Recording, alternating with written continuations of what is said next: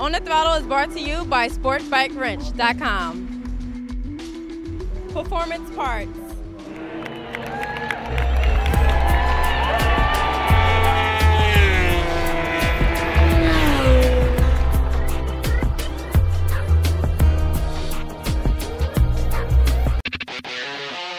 This house is cold and empty, just a ghost of who I used to be.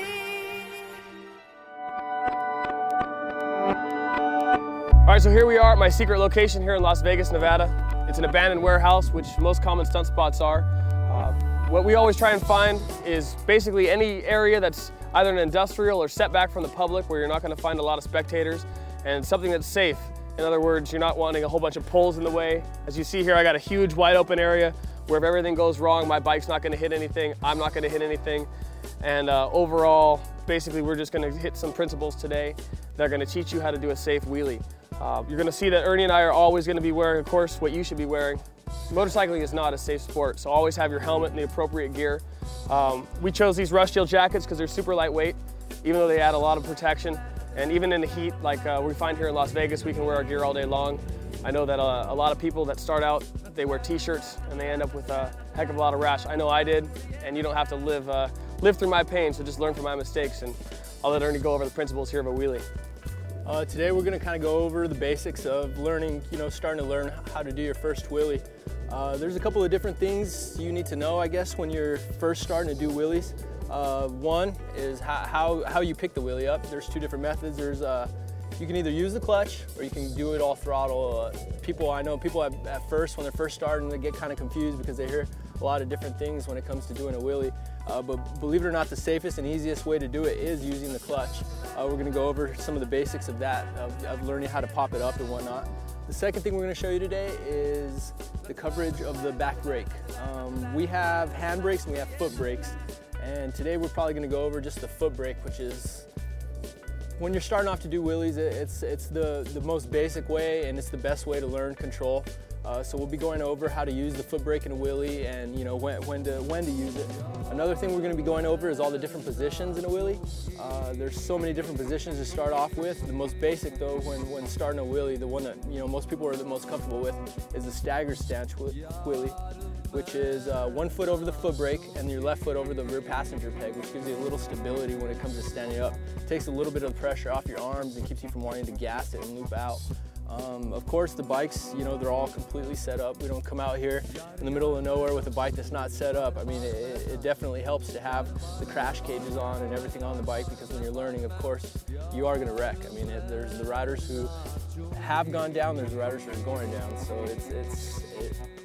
it can go either way. It's better to be prepared, and we'll go over some of the basics today in a wheelie, and hopefully we can get you guys wheeling soon. Yep. So I'm Nick Apex, and this is my partner, Ernie Vigil. We're Team Rush Steel North America, and today we're going to go over the basics. So what I'm going to do is I'm going to introduce you to the idea of how exactly to work the clutch. Now, obviously this clutch is a little bit shorter, but your stock clutch should still disengage with one finger. It's safest to pop the clutch with one finger, simply because you're going to have the rest of your hand gripping the bar and you're not compromising anything.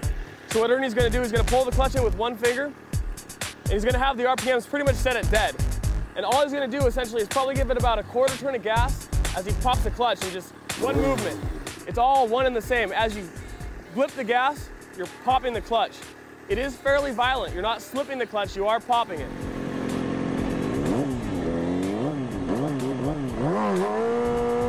A nice thing to do, you're going to be able to see exactly how he initiated the clutch, and you're going to be able to hear the RPMs race up as he does.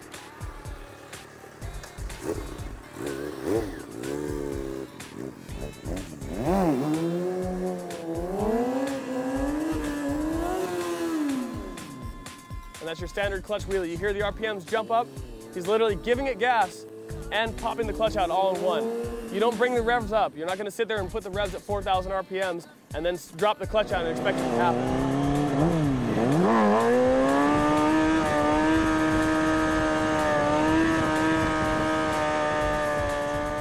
Because what happens is without a lot of throttle movement, you could get the thing to damn near bounce off redline. We all know that you can just give it a little bit of gas without any load on it and the RPMs are going to race.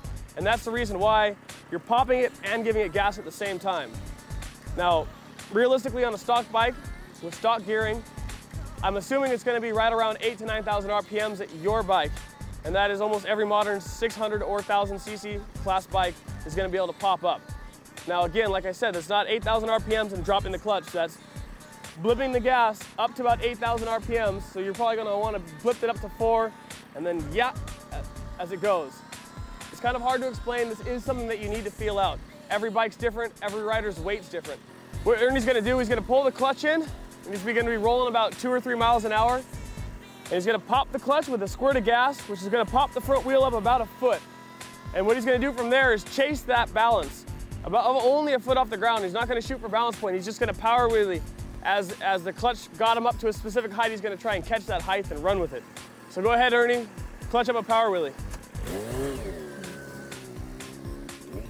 So, as you can see, he just basically popped it up and chased it out. And what that gives you is that's going to give you the principle of how to get the front tire off the ground safely, because you don't want to try and clutch it up really high at first. Here he comes again. He's going to go ahead and do another one. He's going to pop the clutch up, which is just going to jump the front tire off the ground, and then he's going to chase it with the gas.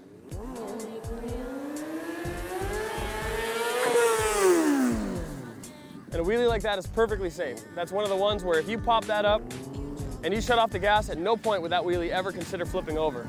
But you want to be in, like again, in a safe environment, of course, when you're learning this. A long, wide open area, just like this. So go ahead, Ernie, this time pop it up and bring it a little bit higher, but not balanced, just under it.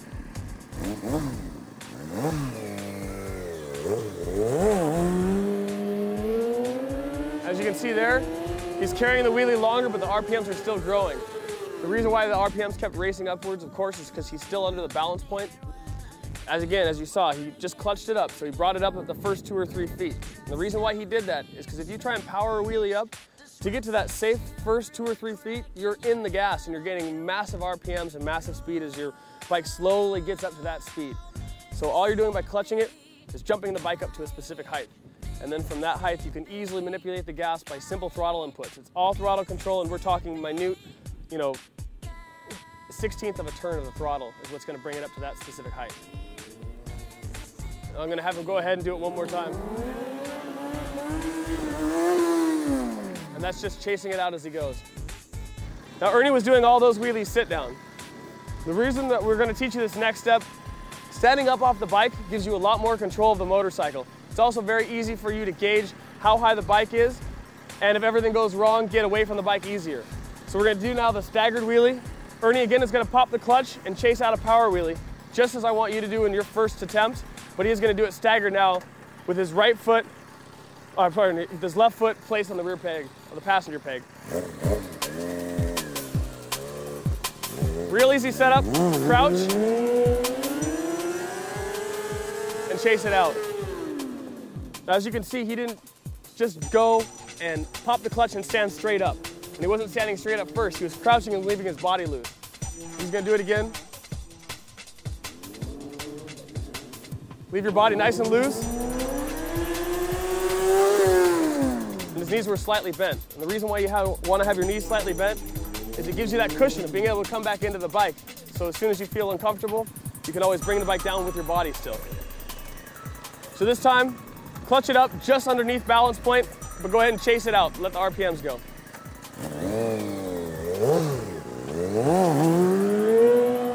That's just underneath the balance point. Again, that's a nice safe wheelie. Chase it out all the way to red line. He had a lot of distance with that for our small area that we have here.